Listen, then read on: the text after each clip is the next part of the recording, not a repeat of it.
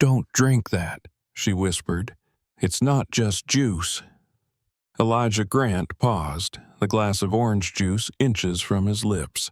The chilled glass had left beads of condensation on his fingers, but now, suddenly, it felt like it was sweating fear.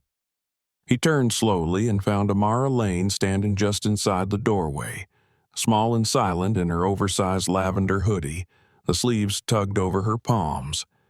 She was only 9, but her voice carried a gravity that pulled the air right out of the breakfast room. Elijah looked at her, then back at the juice. "What do you mean?" he asked lightly, as if trying not to spook a deer. "Did I take your glass by mistake?" Amara shook her head once. Her big brown eyes didn't blink. "It smells like that syrup they used once at the shelter, when they didn't want us to remember things." The room shifted. The soft morning music playing from the smart speaker sounded suddenly intrusive. Outside, the Arizona sun was already beginning to bake the lawn, but inside, Elijah felt cold. His fiancée, Clarissa, hummed from the kitchen as she arranged a plate of sliced fruit on the marble island. He glanced over. She didn't seem to have heard. "Clarissa made this," he said to Amara, trying to sound casual. She nodded. "I know." Elijah put the glass down, slower than he intended, careful not to make a sound. "You've got quite the imagination," he said with a practiced smile, one he used in boardrooms and interviews. Amara didn't smile back. "I'm just saying, maybe don't drink it. Not yet." Then she turned and walked away, her sneakers squeaking softly on the tile. The door clicked behind her. Elijah stood there, the glass still untouched. Then, without saying a word, he poured it down the sink. That night, he sat in his home office in the dark, watching the footage from his security system. He wasn't sure what he was looking for. The files looked normal, maybe too normal. That bothered him. Clarissa had made him that juice every morning since they got engaged. 6 months of smiles, of gestures too perfectly timed. But now, the trust in those gestures felt like a rickety ladder he'd climbed without checking the rungs. He pulled up the household device logs, and something strange caught his eye. A network ping from a hallway device that didn't belong, no brand ID, no assigned user, just a steady signal. Elijah blinked. Then he remembered Amara's face, the way she'd said it, quiet but firm, like she wasn't guessing she knew. At dawn, he went downstairs. Amara was already awake, sitting cross-legged on the kitchen stool with a bowl of oatmeal and an old tablet she always carried. She glanced at him once, then back to her screen. "I didn't drink it," Elijah said softly. "I know," she replied. He hesitated, then sat across from her. "Would you show me how you knew?" Amara tilted her head, surprised, then nodded. "Okay," and that was how it began. Not an investigation, but a reawakening. He followed her into the den, where she pulled up a local signal map on her tablet. "There's something hidden in the house," she said. "It's small, not yours, not from any smart home device you installed." Elijah leaned closer. The signal pulsed faintly near the second-floor guest suite. He glanced at her. "You picked this up from your tablet?" She nodded. "It's old, but I upgraded the antenna last month. I can catch signals from the neighbor's Alexa, too." She said it plainly, like a fact about the weather. Elijah didn't know what stunned him more, that she had upgraded a tablet salvaged from a donation bin, or that no one in his $1 million house had ever noticed what she could. Amara walked him through what she'd seen. The device behind the hallway photo, the strange clicks at night.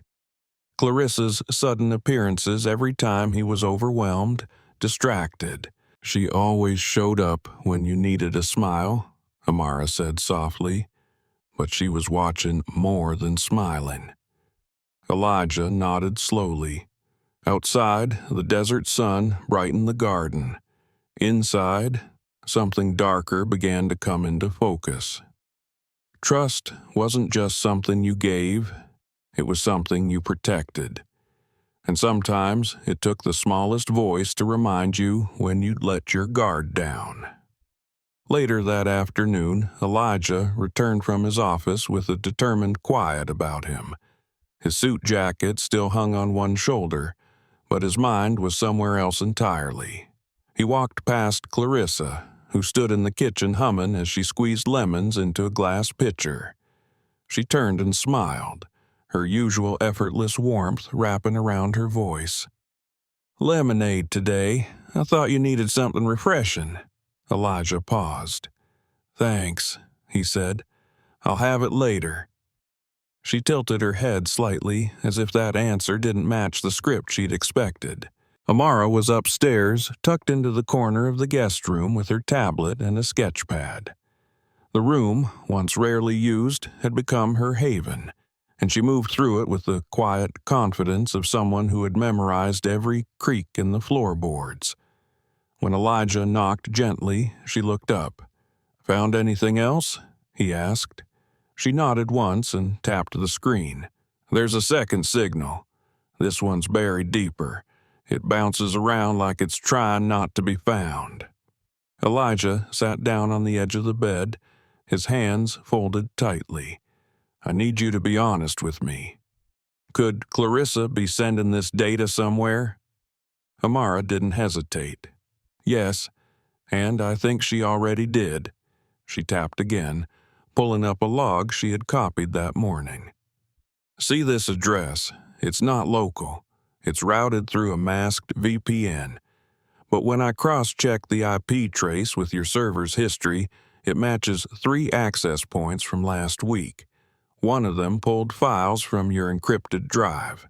Elijah stared at the numbers and letters, all meaningless to most, but to him they looked like betrayal spelled in code. "That was my father's private archive," he whispered. "She had no reason to go in there." Amara closed her tablet gently. She didn't need a reason. She needed access. Downstairs, Clarissa hummed a melody too perfectly casual. The sound drifted up through the vent. Elijah stood, then paused. "You ever been wrong about someone?" Amara blinked. "Once. I thought a teacher meant it when she said I was exceptional.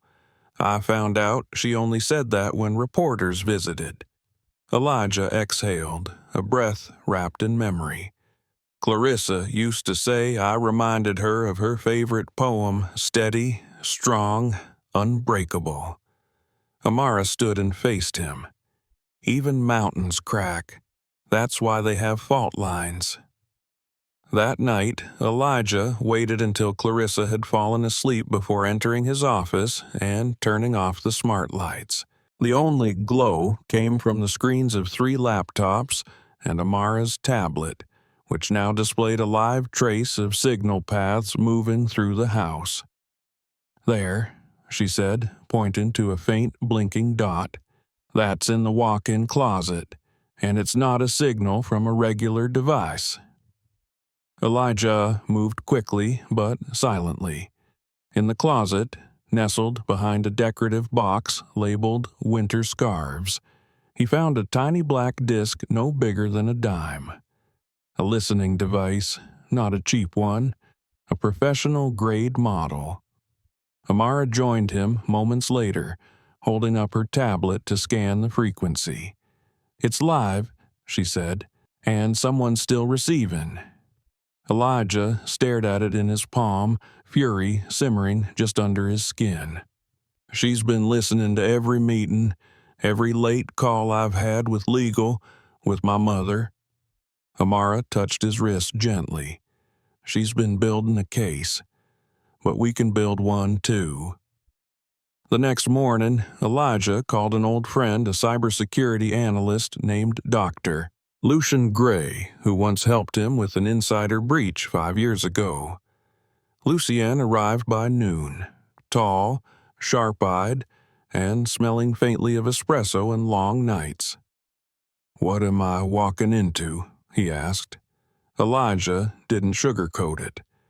"A house wired against me, possibly by the woman I was going to marry." Lucienne looked around, then glanced at Amara, who sat quietly in the corner with her tablet. "She's good," he said. "She's better than good," Elijah replied. "She saved my life." Lucienne nodded once. "All right, let's bring it all down." For the next 4 hours, they combed through network logs, unearthed ghost devices, and cross-checked timestamps. By mid-afternoon, they had a full map of every signal Clarissa had accessed or rerouted. "She didn't work alone," Lucian finally said. "There's a second set of fingerprints in here, someone using a different protocol entirely. She's been forwarding data to a ghost server registered in Las Vegas. That's blackmail territory." Elijah rubbed his temples. "Why me? Why now?" Lucienne's voice dropped. "You're not the target. Your company is. Your upcoming patent on mobile biometric encryption, if someone else gets that first, they own the future." Elijah nodded slowly. "So, it was never about love." Amara's voice was barely above a whisper. "It never is, when it's about control." That evening, Elijah stood in the doorway of the master bedroom watching Clarissa unpack groceries. She turned and smiled. "You're home early." He said nothing, just looked at her for a long, silent moment. "What?" she asked, still smiling. "You look off." He didn't answer, just walked past her, into the hallway, and back to Amara's room. Clarissa stood there, her smile fading in the air like steam from a forgotten kettle. Back upstairs, Elijah sank into the armchair across from Amara. "We have proof. What do we do with it?" Amara didn't look up from her tablet. "We let her think she still has control. We give her exactly what she wants." Elijah raised an eyebrow. "What's that?" Amara looked up, her face unreadable. "A clean hit, a fake prototype file, one that carries a tracer. If she sends it, we'll know who she's really working for." Elijah leaned back, absorbing her plan. "You ever think about being a spy?" She grinned faintly. "Not until I realized they don't get in trouble for reading other people's emails." Outside, the desert sky turned pink and gold as the sun sank behind the hills. Inside, a man who had nearly lost everything sat quietly across from a girl who had nothing but her instincts, and together they were laying a trap that just might save them both. The bait was elegant in its simplicity, a prototype schematic of Elijah's latest biometric encryption layer, seeded with flaws so subtle that only someone truly desperate or highly incentivized would bother to steal it. Amara spent the entire night creating the perfect decoy file, layering false metadata, timestamps, and even planting phantom variables designed to trigger a hidden tracer when accessed. At sunrise, Elijah uploaded the file to a private directory on his home server, visible only to accounts with administrator clearance. By noon, it had been opened. Not once, but twice. The second access came from an external VPN registered in Nevada, the same ghost server Lucian had flagged earlier.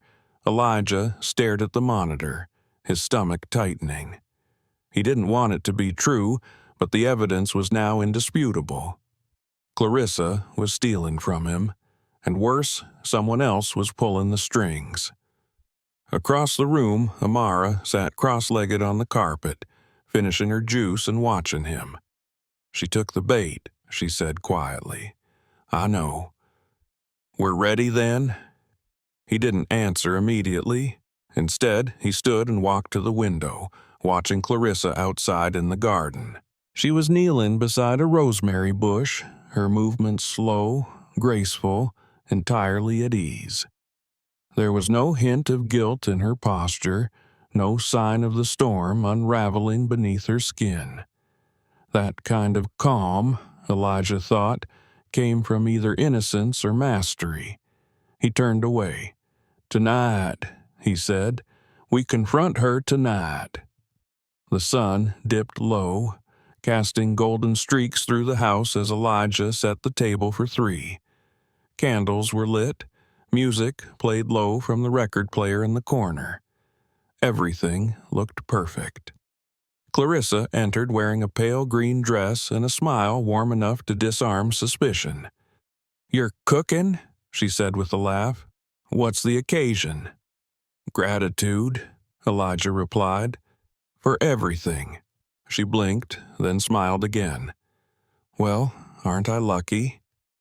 They ate slowly. Amara joined them, unusually quiet, sipping her water and watching every move, every word. Halfway through the meal, Elijah set his fork down. "Clarissa," he said, "I need to ask you something important." She looked up, still composed. "Of course." "What would you do," he asked, "if you found out someone close to you had betrayed your trust?" There was a pause just long enough to reveal something before the mask returned. "I suppose it would depend on the betrayal." "Would it?" "Some things are forgivable, others aren't."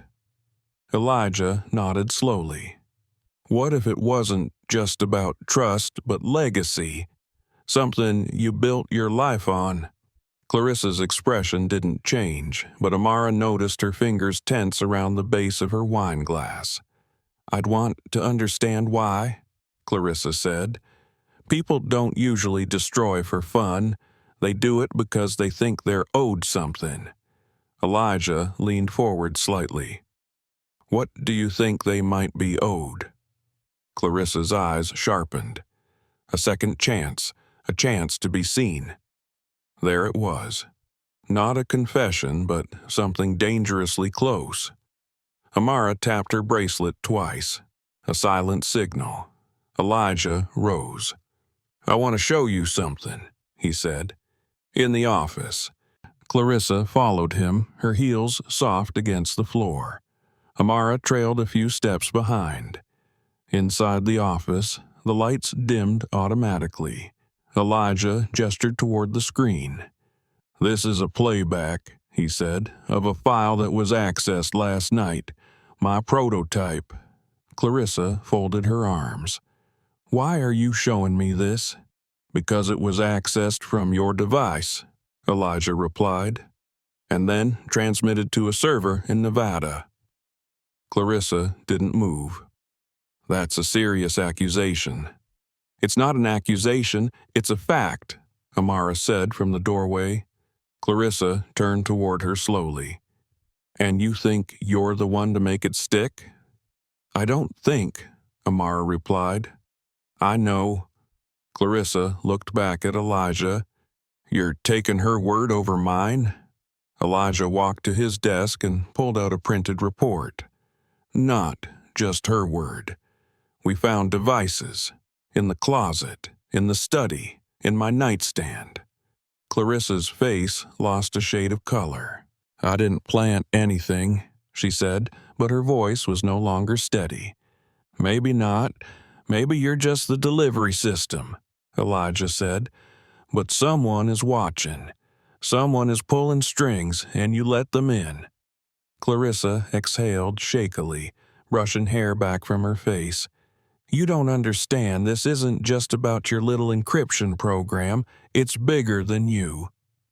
"Then help me understand," Elijah said, his voice low. "Who are you protecting?" Clarissa's eyes narrowed. "No one you want to mess with." "Too late," Amara whispered. Elijah stepped forward. "You were in my life, in my home. What did you think would happen when this came out?" Clarissa hesitated, then said, almost softly, "I thought maybe I could make it clean. Steal the data, walk away. I didn't want it to go this far." "But it did," Elijah replied, "and now we clean it up on our terms." Just then, the doorbell rang. Amara checked the camera feed from her tablet. "It's Agent Jensen." Elijah turned to Clarissa. "You have one choice. Cooperate now, and maybe you walk away with something left. Or refuse, and this story becomes front page by morning." Clarissa stared at him for a long moment. Then she smiled, small, tired, sad. "You really were the mountain," she said, "and I was just the wind." She turned toward the door. "Let's talk to your agent." Later, after the paperwork began and Clarissa had been escorted away, Elijah stood by the back window watching the moon rise. Amara joined him, silent for a long moment. "You okay?" she asked. He nodded once. "Not fixed, but clear." "That's something," she said. "That's everything," he replied. "Thanks to you." Amara shrugged. "You saw the cracks. I just pointed at the ones no one wanted to see." "Still," he said, "I think this house is safer now." "It is," she said, "because now we're listening." And as the wind rustled the rosemary bush outside, Elijah finally allowed himself to exhale for the first time in weeks. The air didn't taste like betrayal.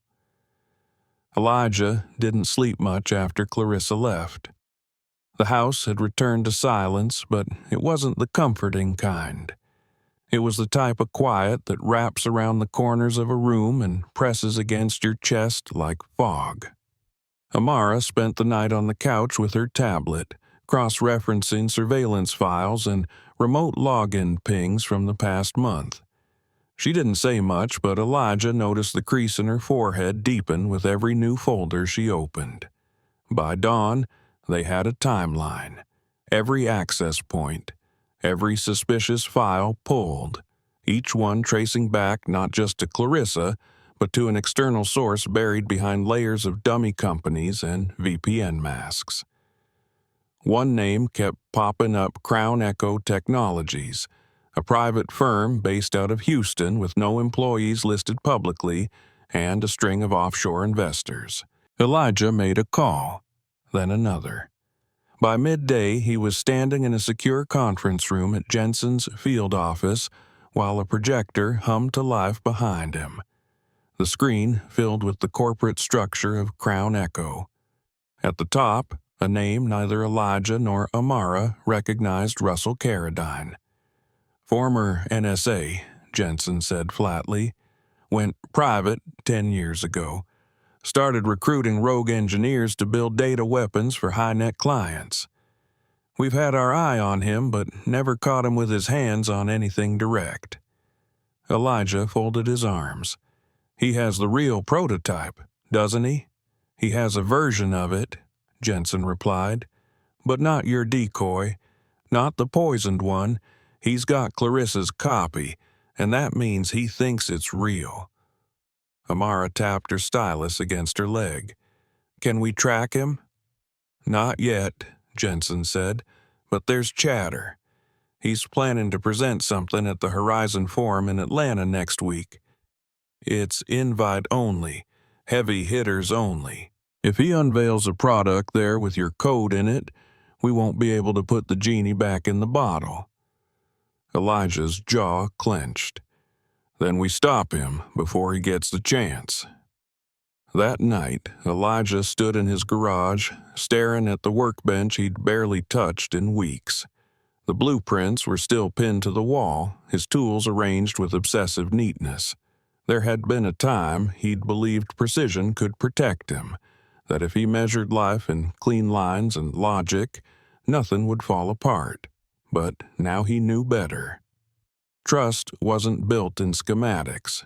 It lived in glances, silences, small moments of unspoken courage, and no one had shown him that more than the kid currently standing beside him, quietly sketching in a notebook. "What are you working on?" he asked, voice low. Amara didn't look up. "Fail-safes." "For what?" in case Carradine launches anything based on your stolen work. A code patch that auto-sabotages after a certain sequence. Elijah blinked. You're designing a kill switch? Sort of, she said, finally meeting his gaze. It's like a ghost inside the system. It only wakes up when the wrong hands try to use it. That's brilliant, he said. That's paranoid, she replied, but I think we need both. The next morning, Elijah flew to Atlanta under the guise of attending the forum. He was invited under a pseudonym, an old alias from his early white hat hacking days. Jensen set him up with credentials, and Amara accompanied him posing as his niece and assistant. She wore a gray hoodie under a tailored blazer, her braid tucked behind one ear. In the sea of polished executives and artificial charm, she looked out of place. But Elijah knew she was the sharpest mind in the room. Inside the conference, Carradine took the stage just after noon. His suit was immaculate, his voice smooth, rehearsed. "Ladies and gentlemen," he said, "what if I told you we've reached the end of encryption as you know it?" Elijah's stomach twisted. On the screen behind Carradine appeared a familiar interface. The architecture was different, but the skeleton, Elijah's skeleton, was unmistakable. "This," Carradine continued, "is the Genesis cipher, built to anticipate breaches before they happen, designed with the future in mind, scalable, adaptive, beautiful." Amara nudged Elijah's arm. "He doesn't know it's dirty code," she whispered. "The tracer is already pinging." "Good," Elijah whispered. "Now we pull the plug." They moved quickly. Amara opened her tablet and initiated the shutdown protocol. It was designed to start small a flicker in the display, a hesitation in the code execution. On stage, Carradine's screen froze. He blinked, tapped the clicker again. The lights flickered. A hum buzzed through the air. "Technical difficulties," he said, forcing a smile. But it was too late. The virus embedded in the code had already triggered the trace. Jensen's team, positioned around the venue, activated the seizure protocol. Carradine's devices were locked. A moment later, the room flooded with agents. Elijah stood up, watching as Carradine was quietly pulled from the stage. No dramatic scene, just precision. Amara leaned over. "That's the thing about stealing ghosts," she said. "Sometimes they're still haunted." Back in Los Angeles, 2 days later, Elijah sat on the porch for the first time in weeks, watching the sunset. The rosemary bush had started to bloom. He'd thought about pulling it out after Clarissa left, but something about it felt earned now. Amara joined him, holding 2 glasses of lemonade. "No bugs in these," she said. "Promise." Elijah laughed softly. "I trust you." She smiled. "Good. Took long enough." "What are you going to do next?" he asked. "School?" She shrugged. "Maybe. But I kinda like learning like this. Doing. Building." He nodded. "You got a place here. Always." She leaned back, sipping her drink. "You know," she said, "truth is like code. It can be clean, or it can be messy. But when it works, it sets you free." Elijah looked at her and knew, without a doubt, that the person who had walked into his home whispering warnings over a glass of juice had become the bravest voice in the room. The wind picked up slightly, rustling the leaves.